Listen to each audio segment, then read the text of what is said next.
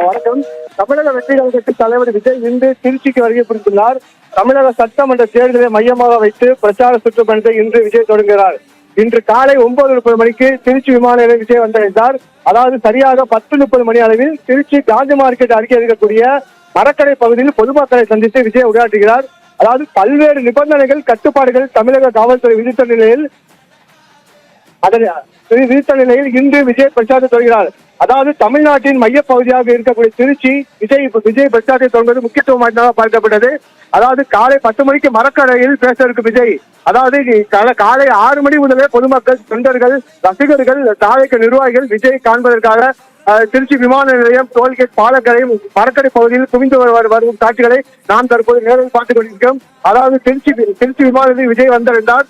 விஜய் அந்த சுற்றுப்பயண இடத்திற்கு வரவிடாமல், அதாவது ஆரவாரம் செய்து தொண்டர்கள், ரசிகர்கள் அவர் வேன் முன்பு சூழ்ந்து நிற்கும் காட்சிகளை நாம் தற்போது நேரடியாக பார்க்கலாம். தற்போது மரக்கடையில் இருக்கக்கூடிய காட்சிகளை நேரடியாக பார்த்துக் கொண்டிருக்கிறோம். அதாவது இங்கு கட்டுக்கடங்காத கூட்டம் அதிக அளவு இருக்கிறது. அதாவது அந்த கட்சி சார்ந்து இல்லாமல் விஜய் இருக்கக்கூடிய ரசிகர்கள், பெண்கள், ஆண்கள், பெண்கள், குழந்தைகள் உள்ளிட்ட அனைவரும் இந்த கூட்டத்தை பார்ப்பதற்காக விஜய் பேசும் அந்த உரை கேட்பதற்காக வந்து கொண்டுள்ளனர்.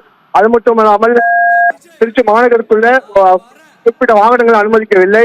அதாவது திருச்சி மாநகர் பகுதியில் பல்வேறு இடங்களில் அவர் 1500 மேற்பட்ட காவல்துறையினர் பாதுகாப்பு பணி ஈடுபட்டுள்ளனர். அதாவது திருச்சியில் மாநாடு நடத்துவது ஒரு அரசியல் நிகழ்வு அல்ல, ஒரு கட்சியின் வலிமை என்பது. பல அரசியல் கட்சியினர் திருச்சியில் மாநாடு, பொதுக்கூட்டங்கள் நடத்தியுள்ளனர். அதாவது அதன் ஒரு பகுதியாக திருச்சியில் இந்த விஜய் பிரச்சாரத்தை தொடங்குகிறார்.